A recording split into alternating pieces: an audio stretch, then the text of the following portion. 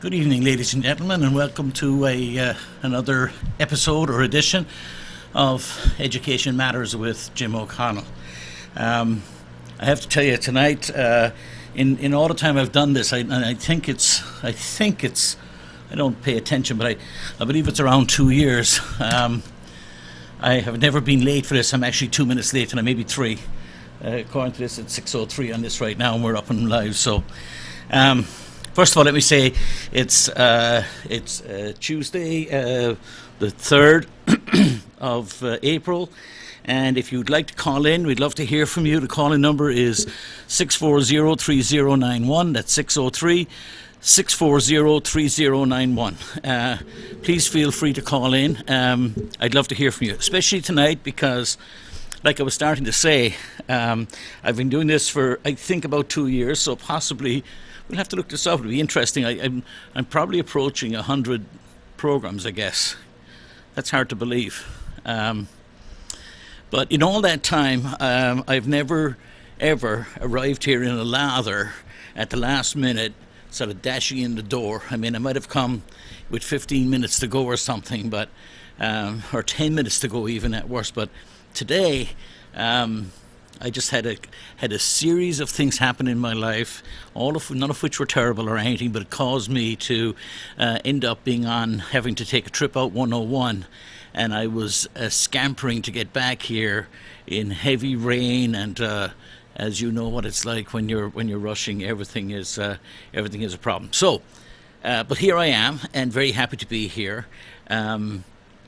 We are in the middle of budget season, but just as luck would have it, for tonight's show, we actually tonight is the night when Dr. Vargas will be going before the board to present his response to the budget that was proposed by the school board, and he'll be talking about if that's the budget they end up with, then here's where the cuts are going to be, and cuts there will be, very sadly. But we'll see. We'll know from an hour after, in the hour after this show comes to a close, that will be revealed. So it's hard to address it sensibly in the absence of that information. We did have the budget that was put forward by Mayor Craig last week. It's a budget within the tax cap. The board of mayor, the school board presented to the board of mayor and aldermen a tax cap budget, and I don't want to belabor this for people who have watched this show often, but as you all probably know, if you've been listening to my conversations over the years, the board of school committee has twice in the last couple of years, not since Mayor Craig has arrived in January, but in the previous couple of years, on 2 occasions, the Board of School Committee has asked for a legal opinion around the issue of, it's understood that the tax cap requires that the budget submitted for the whole city, including the Board of School Committee, that the budget for the whole city that is submitted by the mayor must meet the tax cap number, and the tax cap number is the average of CPI over the preceding 3 years, and CPI is the Consumer Price Index. So and it's a spending cap. So which is one of the challenges in our tax cap, that it caps spending at that number. The issue that has been discussed, and what the school board has asked for advice for twice is, is the school board required to submit a tax cap budget? Because according to the clear wording of the charter, it does not. The school board could submit a budget of whatever it would like, or wishes, or thinks, or knows that the school district deserves, or it could submit any other budget, and then it would be up to the the Board of Mayor and Aldermen, who are the final arbiters of this, who will decide how much money is given to the school board. So it's just so you understand, in the City of Manchester structure, the Board of School Committee decides how whatever money is spent is granted is spent, but it is the Board of Mayor and Aldermen who agree to an amount of money, and the Board of Mayor and Aldermen, sometimes to their frustration, have no control over how the discrete amounts within that budget are spent by the school board. That's something that's left to the purview of the school board, as opposed to, because it's an independent board, as opposed to other city departments like Parks and Recreation or cemeteries and highway and police and fire, etc., where there's a department head, and the department head reports to the Board of Mayor and Aldermen, and so the control comes in that way. So the argument I would make, and the argument that has been agreed to by two attorneys who have been paid for by the city to offer advice, both attorneys have said that the school board is not required to submit a tax cap budget. They submit a budget and then let the chips fall where they may. In the end, the Board of Mayor and Aldermen could say, well, you know, that if we give the school board everything that they ask for, it's going to burst the tax cap number, therefore we're going to reduce it by X amount. But that's not what has happened, and it isn't what has happened this time either. So it turns out that the school board submitted a tax cap budget, and now we're going to wait to find out if that's the number that is granted, where the cuts will be, because clearly it is not. It doesn't meet the needs of the school board. Now, another thing to note, just with regard to the tax cap, and the first thing to note is I'm no fan of it because I think it's a terrible instrument. And it has seen this city fall behind its comparable cities regularly over the last 10 years.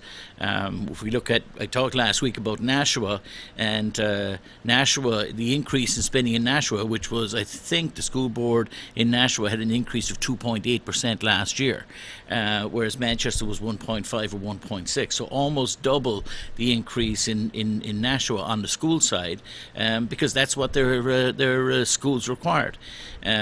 Manchester just has this hard line on schools, and it doesn't matter how what the impact is. Strangely, political leaders get to hide behind this number. So those who support it would say that the tax cap is there to stop profligate tax and spenders from spending money that the taxpayers don't have, and indulging in wasteful exercises in the schools. The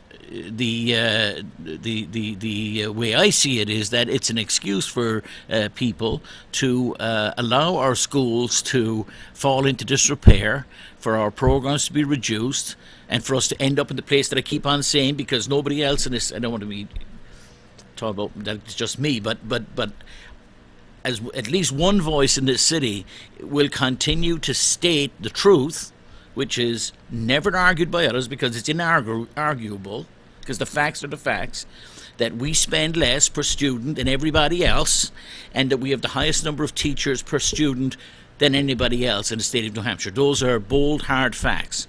And and then it's a shame for us, and I keep on repeating it.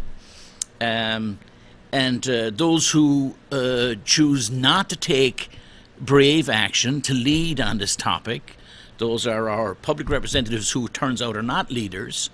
We've done a wonderful job in Manchester over the years of electing public representatives who only understand the representative part of being a public representative, and don't understand that that a city requires leadership, and that true leaders are brave and take brave action. And I finished last week's program, if you happened to see it, by talking about the fact that there was no shame in being a one-term a politician, or of losing one seat, that coming into office, taking a difficult vote, telling the people something that perhaps some amongst them don't want to hear, but being principled and true to your beliefs and doing the right thing. There is no shame in, as I said last week, in walking down Elm Street after having been defeated after one term when you know you did the right thing. I think actually the opposite is true, that it is shameful to remain in office for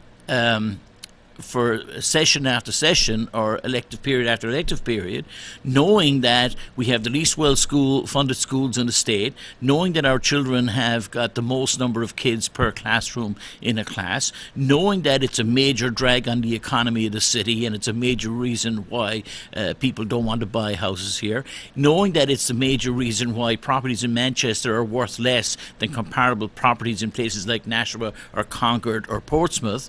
It is perhaps the only reason. We know this is so. Our school board certainly know that it's so, and our board mayor and aldermen probably know that it's so. And yet it would require political bravery. I don't think actually it requires that much bravery at all, but in their view, it would require some political bravery to stand up and say, you're right, we need to do something. On a tangent to this, I was talking with newly minted public representative or alderman, Tim Baines, recently, and we've gone back and forth about trying to find a time when we could meet to discuss things. But he had a meeting which I'm sad I wasn't able to attend about 3 weeks ago or 2 weeks ago for people in Ward 3. And primarily for people who own businesses in the Elm Street area, and he and those who were at the meeting are convinced that something has changed on Elm Street, and that something has to be done around the issue of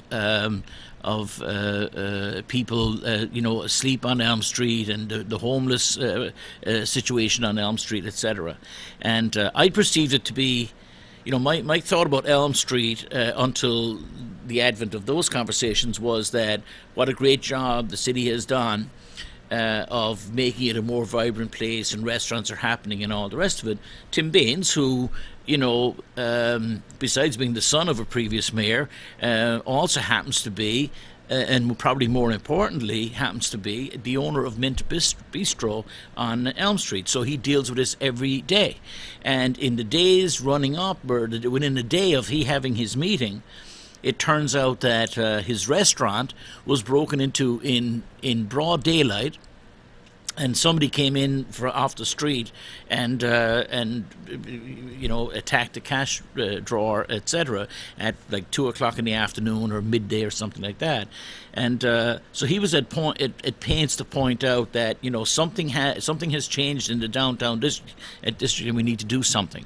Now, I don't know how that ties in directly with education, other than the fact that we do have the effect of our poor education. And I want to rephrase that, because I have had 2 kids go through the system and 2 kids in the system, and Manchester schools do a great job today. And this is the entanglement that I'm constantly in. There are great things happening. However, our schools are being challenged. We have squeezed them to their limit, and they are desperate for oxygen and resources that they've been starved of. And if we continue to do what we're doing, then we can no longer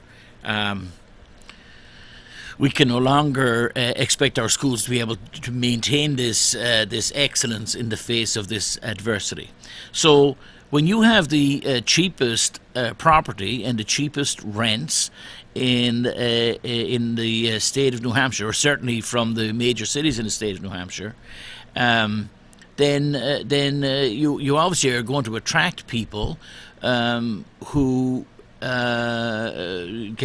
can afford only that cheapest property, and therefore the set of needs, the poorer people are, the higher their needs.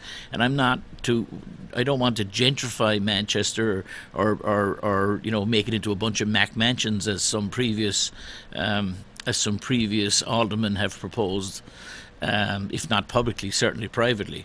But there is a problem to portraying yourself as the cheapest city in the area, and one of the reasons for that, of course, is that we have the lowest taxes. comparatively. Than other comparable towns, because we refuse to spend money on our schools. And so I worry about the fact that we may be in a degenerative mode where we're going to continue to that we might slide backwards. And and I think I hope I'm not putting words in Alderman Baines's mouth, but his conversation with me was that the situation in downtown is more serious than I had portrayed it to be and thought it was, and he wanted to meet, and we will meet to talk about this, but that we're reaching a tipping point. Well, I certainly know that that's true in our schools, so it would be a shame that with all the potential and possibility that the city of Manchester has, and much of it that it has realised, of the benefit that it has realised and the improvement that it has realised in the last decade or so, might be eventually lost when we succumb to this at this tipping point to falling backwards. And I spoke to a gentleman today who moved here from Portland, Maine. And he said he's staying for another few months, but he's leaving to go back to Portland, Maine. And what he said to me was he couldn't believe that, he remembered a time when Portland downtown had significant issues, and they'd done a wonderful job of rejuvenating the downtown area, and they have. Much like a lot of Manchester has been done too. But he said he couldn't believe that Manchester, whatever. He was talking about crime and the presence of crime, etc., in the city, and the people, the panhandlers, and the etc. on the streets. And I have to tell you, I was, since I've talked to people about this, in particular, let me credit Tim Baines and his drawing attention to this issue. I have been surprised. I was on Elm Street yesterday morning, and I'd seen people late in the afternoon sitting, huddled up under overhangs on Elm Street in the afternoons. But I was there. I was in Manchester yesterday morning at perhaps around about 9:30 or so, and I saw people in sleeping bags lying, perpendicular to the building, with their head up against buildings and their sleeping bag out covering half the sidewalk. And I looked down, I got out of the car, and I was going into Bunny's Superette, the new Bunny's Superette, and I looked down the street, and there were 4 or 5 people lying on the sidewalk. I don't know what the answer to that is. I certainly wouldn't support sort of, people being, being hosed or pushed out of there, etc. I mean, it's obviously a problem the city needs to deal with. I don't know how that problem gets dealt with. It's not my area of expertise, but I think it is a problem if I get out of my car in downtown Manchester on a Monday morning, and I think about when my kids were little, if we were to get out of the car, or if I rented or leased one of those new properties that Bill Benny's building, or the new buildings being proposed over at the old Ted Hebert's, and when I come downstairs in the morning, there are people, lying around the sidewalk that I have to step over to get to where I want to go. So Manchester needs to do something to deal with that problem, but my feeling is that these things are interconnected. The tax cap has put Manchester in a position where, if you look at departmental spending year over year, we've had flat spending in most departments year over year, because we can't make any active improvements, because every year when Mayor Gatzis would go to the each departments and say, I want a 1%, I want you all to find 1% savings, which is all very commendable if you sort of look at it from the point of view of, there's excess there, find me 1%. But if that's what you do year in, year out, and there's no way of ever breaking out of that paradigm, then you're on a slide to the bottom. And so back to schools. In our schools, we clearly have got issues. We talked about there was a teacher came before the board of school meeting a couple of weeks ago, the last school board meeting, and she brought books in, and she talked about her books that were 20 years old. And she said, that her social studies book talked about the newly elected president in her social studies book was Bill Clinton. And I'm thinking, oh my God, it's 1992, which I guess is only yesterday. But if you're 20, it's before you were born. If you're 10 years old, it's ancient history, because you've missed out on two Clinton administrations, a couple of Bush administrations, and a couple of Obama administrations, and all the history that goes with it. So all of this goes on while our public representatives know very well that this is what we're facing, and simply because the tax cap is there, they're able to hide behind it and say, well, we couldn't do anything about it, we were meeting the tax cap and that's all we could afford this year. So this allows them to oversee a system that clearly needs better, more money spent on it and better resources, and yet they're able to defend what are indefensible decisions around spending by saying that's what the tax cap does, and throwing their hands up. And I've used numerous analogies in the past to talk about this. If and I don't want to belabor it now because I'd be just going back over old ground, but in the end, whatever is right, what's just is just, what's defensible is defensible, and the duty of our public representatives is to do the job we elected them to do. And sometimes doing the job we elected them to do is to go in, having spent 12 months or 2 years studying something, come back and tell us, the taxpayers, I've looked at it, and what we need to do this. We need to spend $5 million to repave our roads. We need to do something to develop the downtown area. We need to spend money on our schools. We need to hire more teachers.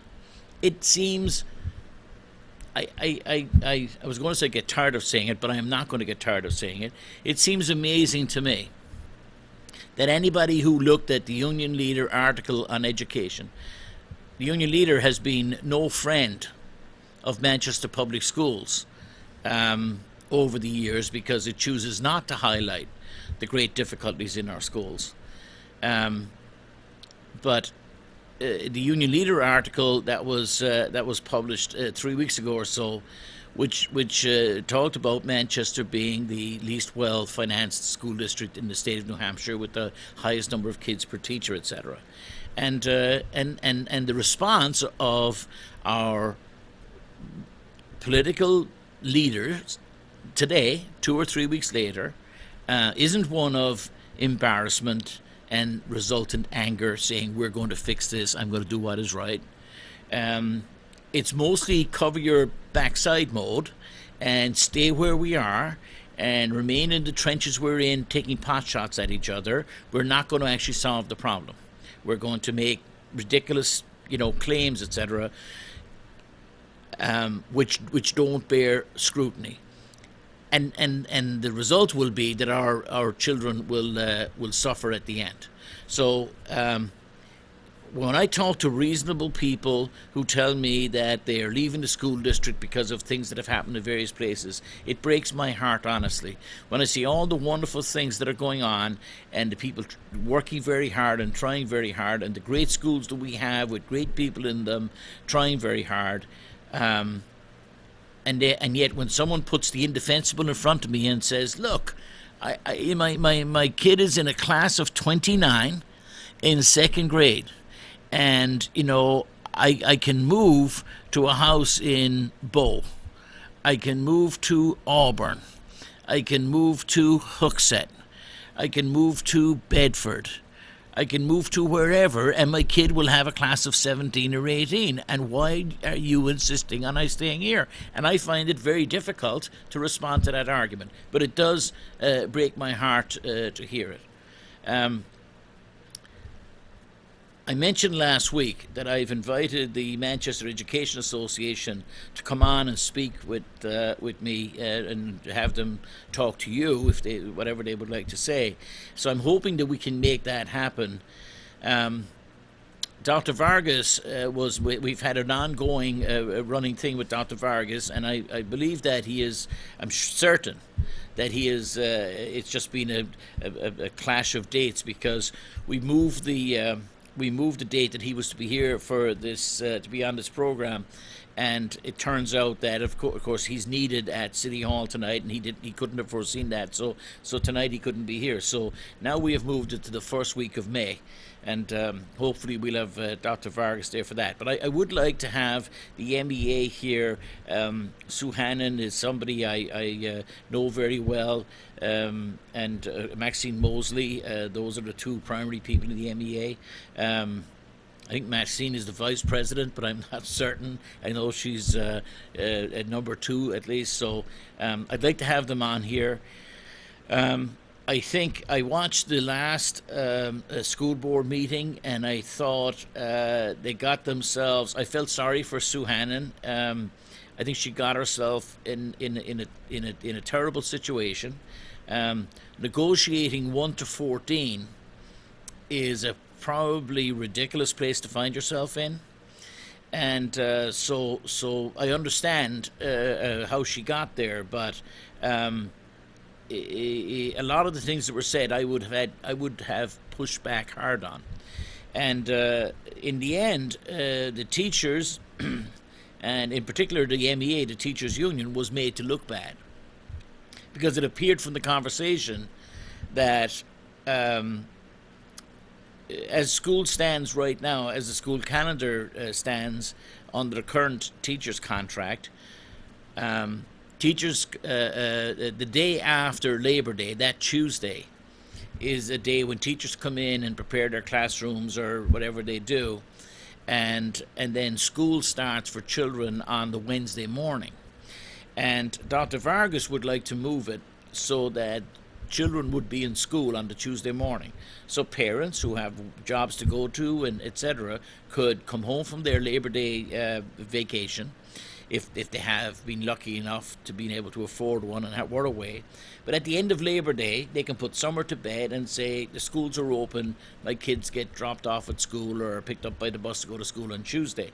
Under the contract, that doesn't happen. Tuesday is a day for either for preparing classrooms or else professional development. There are 2 days. One of them is that Tuesday, and then school starts on the Wednesday morning. Dr. Vargas would like to change that for multiple reasons. One is because parents would prefer it, and he's making the point that, you know, this is a market that we're in, and if Manchester schools are not going to respond to the needs and the requests of parents, then they'll go and find someplace else, or they'll homeschool, or they'll find a public charter school or a private charter school or a private school. And so we need to do everything we can do in order to make our school system as attractive as it should be. And I for one, I'm high on our school system and the great things that happen in there and etc. But here's a place where it would appear that the public at the school board and Dr. Vargas are on one side and the MEA finds itself on the other. Now, I may be reading the tea leaves wrong, but that's how it appears to me. Now, whether it's true or not, it was made to appear by some that it was the teachers were doing this, or the teachers union was doing this, because they had not had any success in trying to get agreement with the school district or the school board on a new contract.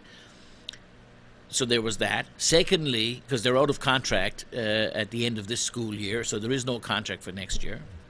Secondly, there's no money included in this current budget for any increase for school teachers, just, you know, cost of living increases or whatever else. So since there's not, teachers once again in the city of Manchester will have a pay cut in real terms, because, you know, whatever inflation's at 2% or whatever, then in real terms their salaries will go down by 2%.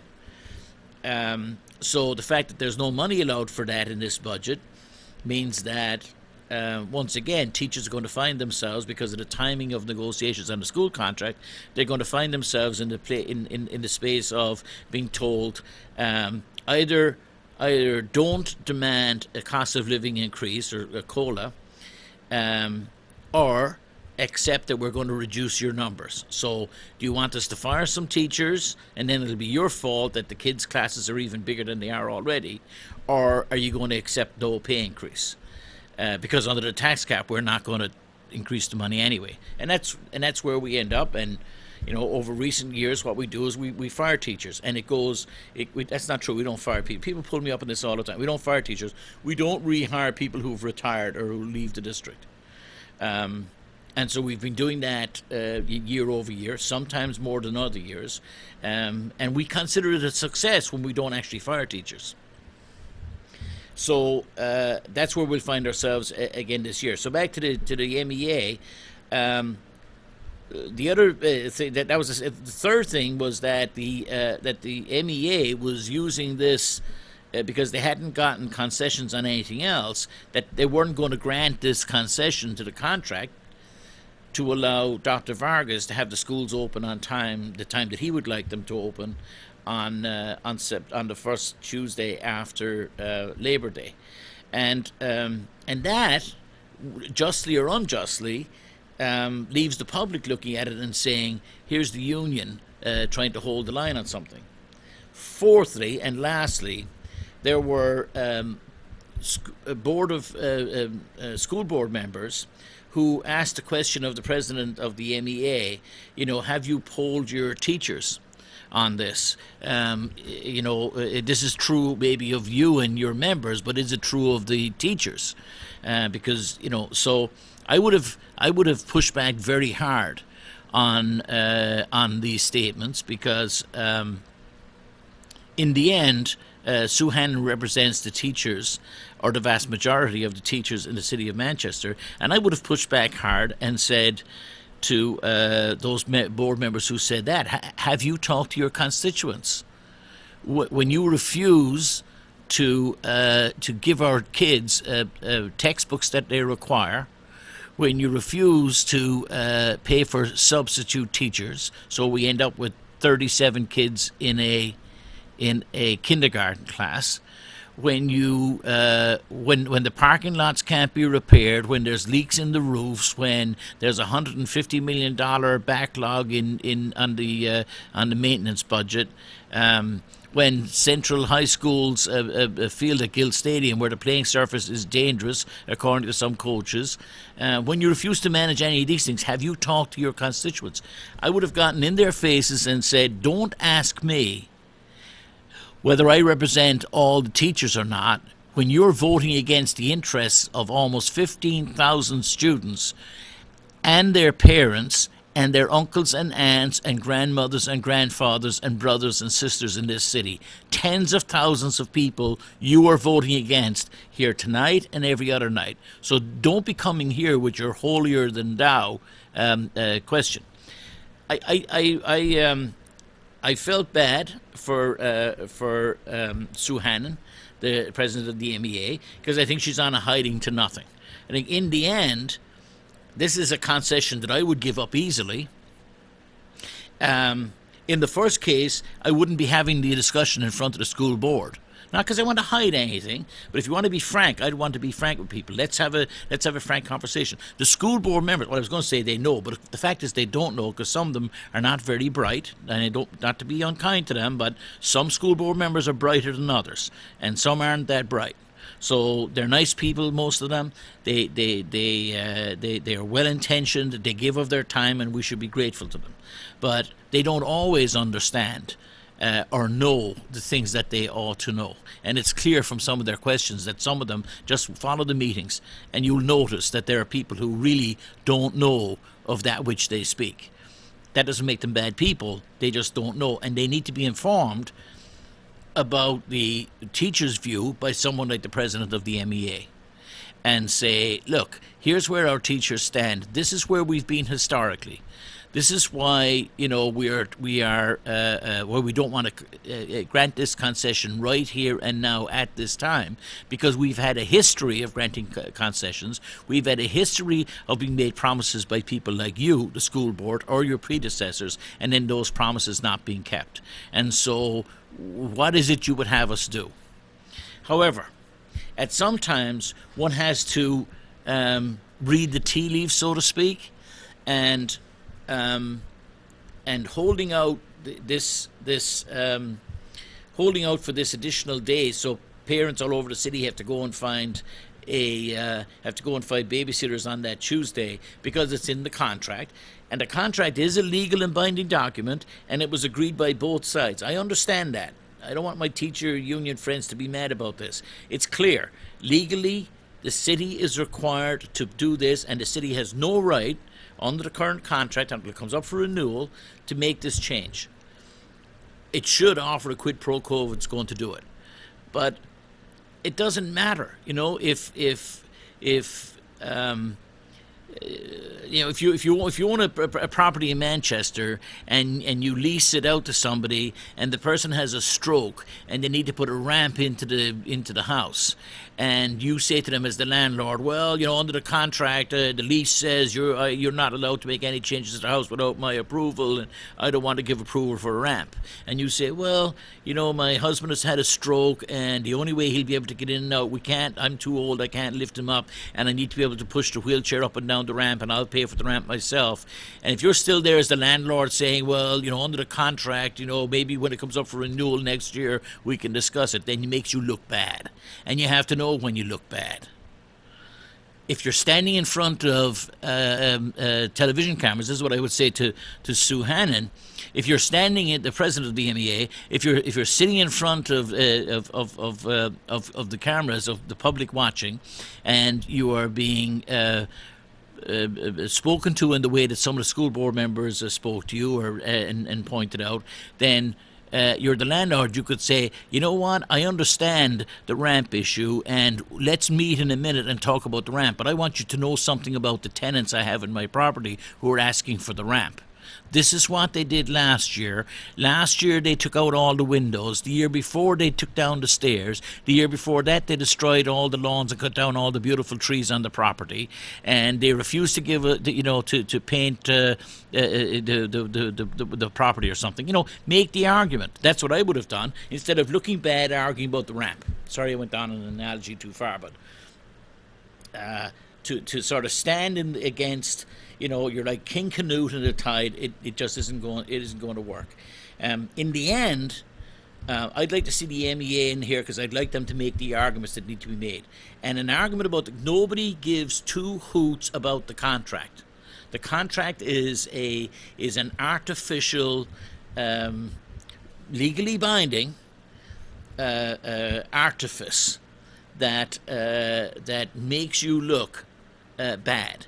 When you talk about the contract and what's in the contract and what's not in the contract.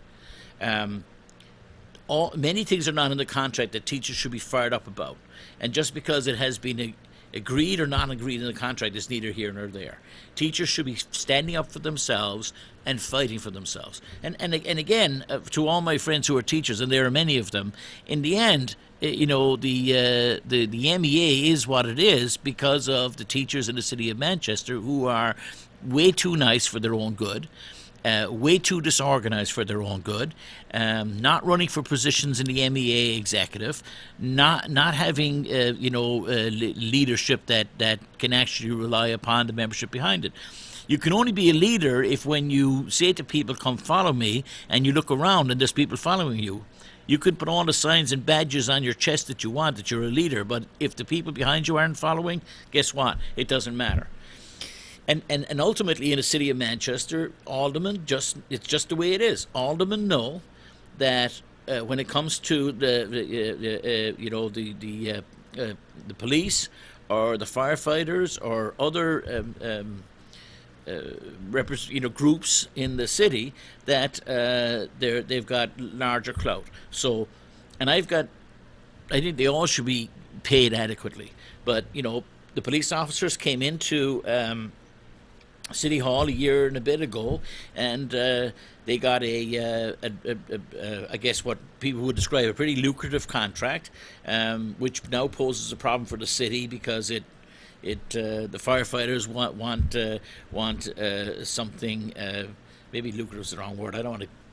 But whatever it was, it was a contract that some saw as being a problem for the city over time, and now we're going to, with the firefighters are going to be doing some demonstrations, looking for so that they can be paid adequately, and once again. Aldermen know that the teachers, in the end, if the teachers, there'll be 30, 40 of them show up in red T-shirts at City Hall, but they won't actually take any action. So in the end, you only get the squeaky wheel gets the treatment.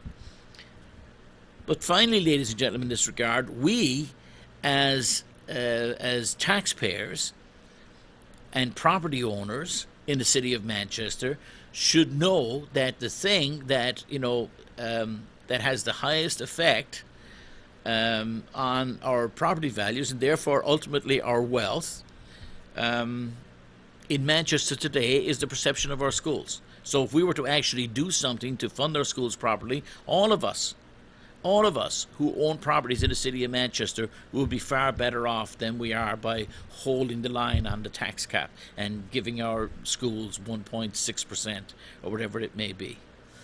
Secondly, that's the self-interest around increasing property values. But the real self-interest should be in doing the right things by our children. It is unconscionable what we as a city do to the children of this city. It's actually unconscionable what the state does to the city, to the children of the state. And I've talked about that often in the past, about the downshifting of costs, etc., to young people in the state, and the huge unfairness that there is between one area of the state and another. It makes no sense for people to vote against their own self-interest and to allow people to be re-elected again and again in the city of Manchester who are able to say, I'm going to hold the line on taxes because I'm not going to spend the money that our kids need. I'd like them to defend the decisions they make around, how our kids, there's so many in a class, how come we don't have the programs that we ought to have? How come we have kids, special needs children, etc., who are not getting the programs that they deserve? I see it all the time. I see kids. There are kids from Manchester who have to be transported out of the city to all kinds of programs being offered by private institutions, and sometimes, whatever, different private institutions around the state, scattered from one side of the state to the other, from east to west and north to south. There are kids being delivered out of here to get services because the services aren't available in the city of Manchester. It makes no sense whatsoever. We have a large enough population where we should be able to supply these kids who have particular needs. I know that talking to principals in the past, principals have said that if we had a school in the city of Manchester that was dedicated for the kids who are the ones who are disruptive in any school.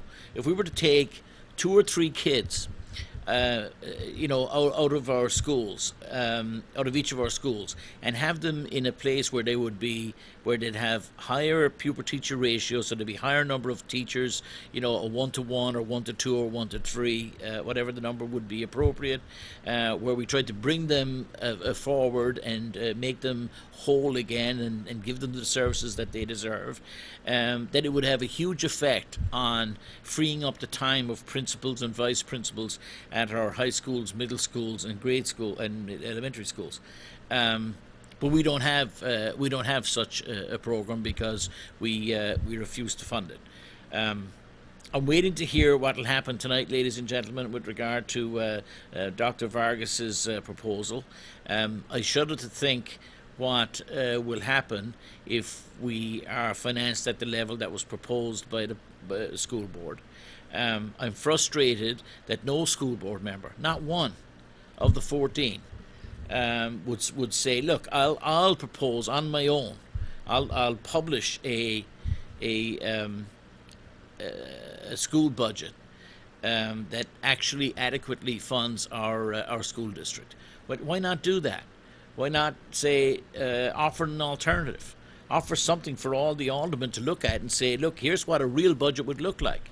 Here's what we really should have, not because we want bells and whistles, but let me tell you, if we were to spend this amount, Mr. Alderman, here's the benefit that it would have. Here's what it would do for this number of children over this amount of time. How can you refuse to do that when you know that this benefit could be had? But because that's never presented to the Board of Mayor and Aldermen, then the discussion is never had. It's always about how we're going to how we're going to reduce costs and where we're going to where we're going to reduce it.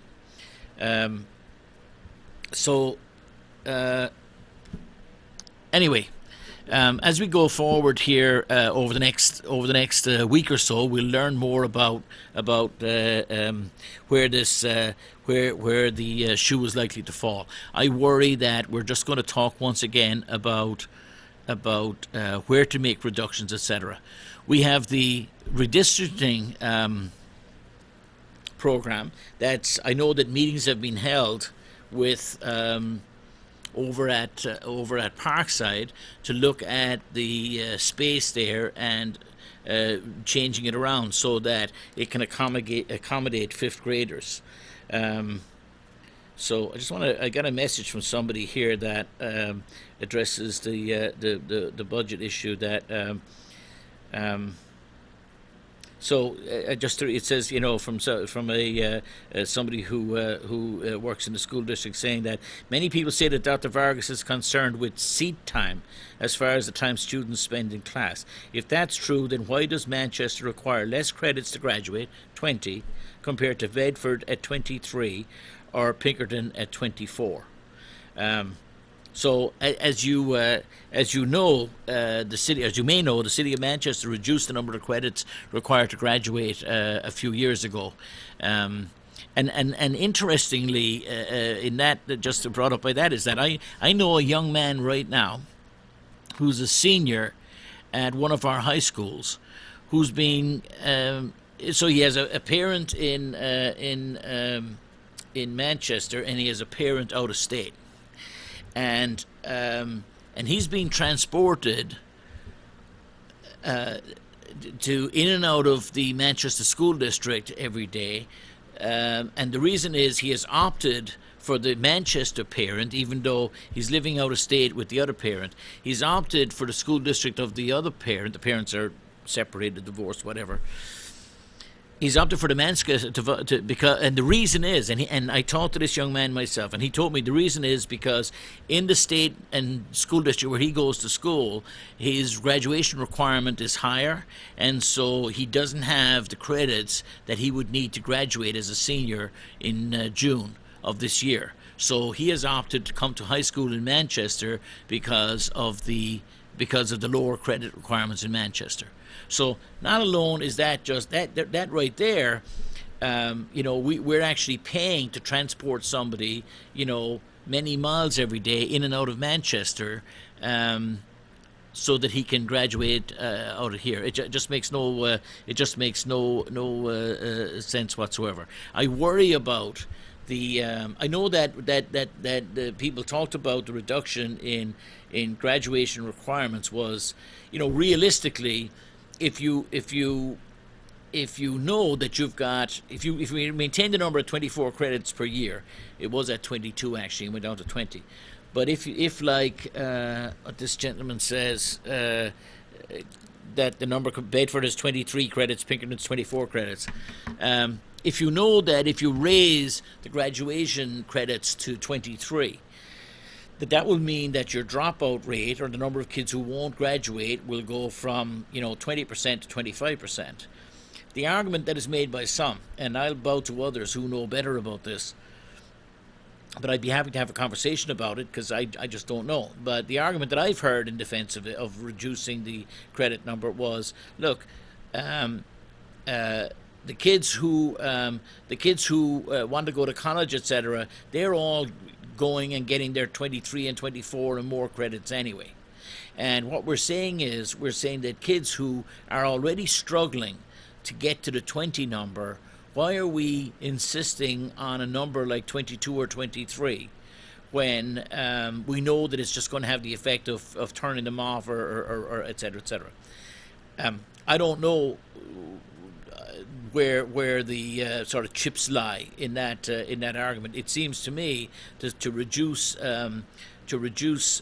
credits in order to allow people to graduate is probably a step in the wrong direction. But like I said, I'd be happy to hear what others have to say in this regard. Finally, tonight, I'd just like to talk about the redistricting thing for a minute. If the Boroughmere and Alderman does not give the funding to the school district to make the redistricting changes that they want to make, and it's a very small, comparatively a small amount of number, and small amount of money. I haven't seen the full figures yet, but the proposal was 1.5 million or something to make some of the changes. If we can't, you can't, it's a bit like changing houses to get into a better situation but you don't have the money for the moving truck, and so you continue to spend too much money in a house that is not configured properly for you and your family, because you don't have the moving money to go into what is a better situation. In this case, it's more than moving money, it's the moving money. And when I hear the people in Manchester talking about the cost of these things, and they're talking about, the costs are not for, building a new wing or something. The costs are for, changing desk size, or having to add tables and chairs to a building that doesn't have them right now. Or just when I talked about the cost, one of the costs there was the cost of physically moving tables and chairs from one school, like to move 5th grade out of some of our elementary schools into, in this case, Parkside. It seems ridiculous that we're down into those levels of that's the thing that's stopping us from doing the right thing. So I'm hoping that the school district, in its wisdom, is able to explain to the board, mayor, and aldermen that we need additional money separate from the year-over-year, year-over-year budget, that an additional amount of money, albeit a very small amount. Remember, at 1.68 million is the proposed budget for the city, for the schools. It was 1.767 million last year. A 1% increase is 1.67 million. And just by the way, ladies and gentlemen, when you're thinking about this as a taxpayer, a 1% increase in the school budget doesn't represent a 1% increase to you as a taxpayer in the city. Because the schools, let's say it's 50%, they're 50% of the expenditure in the city, then a 1% increase an additional 1% increase on the school side would be an additional 0.5% on the whole city budget. So think about your taxes, and if they're, say, let's take $4,000 a year for your house, a 0.5% is $20. So that's the difference of a 1%, and that in old math is less than 50 cents a week. So we're not talking about, when we talk about 1.6 million, sounds like an awful lot of money, except that when you think in terms of the size of the city budget, then a 1% here for this purpose, to do something that's going to save us money and make us smarter over time, is the right thing to do. And the other frustration, of course, for people watching the budget in the city of Manchester is because the tax cap is a spending cap. When we have additional income comes in, let's say from car registrations, and we have additional income comes in, we're not allowed to use the additional income. We can't count that additional income. We're not able to use it for that purpose of saying, look, we made an extra 2 million over what we did last year. Let's find a way of spending that 2 million for things that the community needs. We can't do that because we have a spending cap.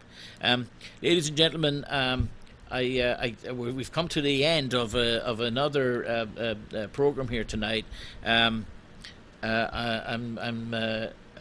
Next week I'll be here in a timely fashion, and we'll have our stuff prepared, and so we won't be as extemporaneous as we were tonight. I thank those who called me or texted me, etc., and please pay attention to what's going on with the budget over the coming few days, and we'll see you on next Tuesday night, which will be April the 10th. Once again, thank you for being with us tonight, and see you next week. Good night.